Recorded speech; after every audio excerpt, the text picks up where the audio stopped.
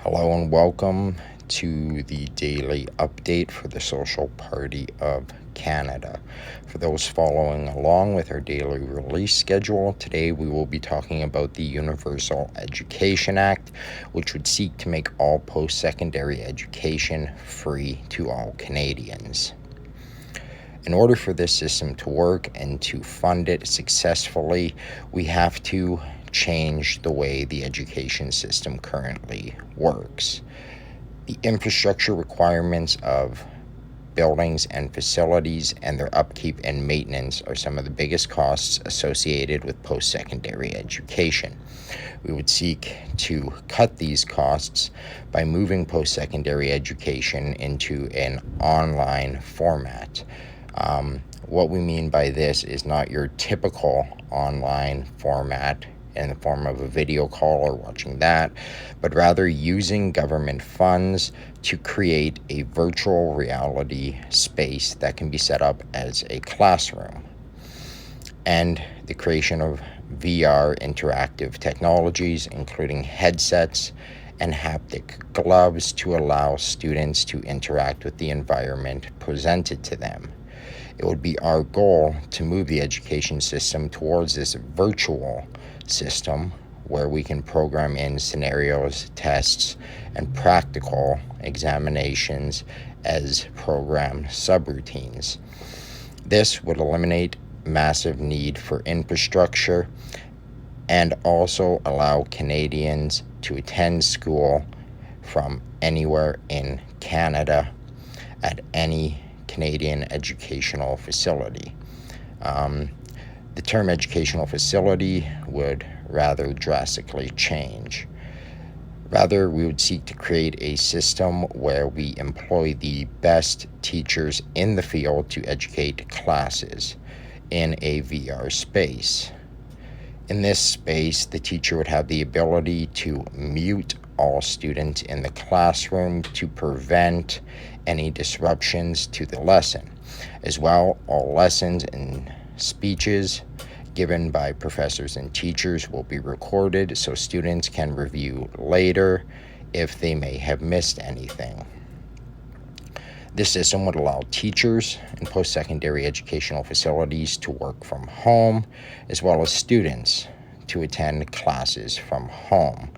This would cut out the need of transportation and the need of infrastructure in the form of physical buildings with classrooms, laboratories, and so forth. While there still will be a requirement for infrastructure, this requirement will change from requiring locations to house students to requiring locations to house servers. We would seek to create server farms to host the post-secondary education system with the goal of having them powered 100% by renewable energies wherever possible. Making the move to sustainable energy is important, so any future infrastructure project undertaken by the government should reflect that goal.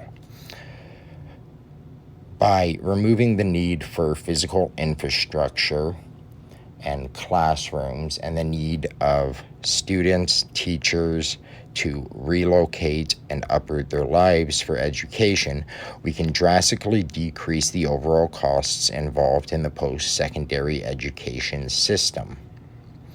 With free access to post-secondary education for all Canadians, we will end up with a well-educated and well-prepared society. Right now, barriers to education prevent those who may be gifted or talented from attending post-secondary educational facilities due to financial constraints or the need to work and support themselves currently. With the implementation of UBI and UBH, we can take the worry off Canadian students who wish to attend post-secondary education by ensuring them a quality of living whilst in school.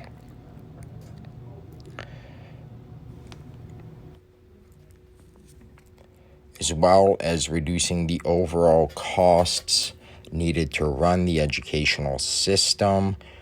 Additional funding may be required to make this a reality. As such, an education tax may be imposed upon the Canadian populace.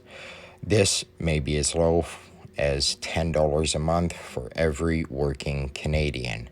The most expensive part of this program would be building the system that runs it, building the program for the VR space, and buying the hardware in the forms of servers to build it. But once the infrastructure for the program is built and the software is built, there are negligible costs going forward. Simple maintenance and updates. Once the system is created, maintaining it will be relatively cost effective. Universal education is a very important matter to us because we want to have as many well-trained and innovative Canadians as possible to help us accelerate our move towards sustainability and accelerate our place in the world, helping Canada become a world leader when it comes to education, equality, and technological advancements in both medicine and other areas. To achieve drastic advancements in these areas, it will require many more educated people in these areas. Easing the access to education will allow for more Canadians to enter these fields and become successful.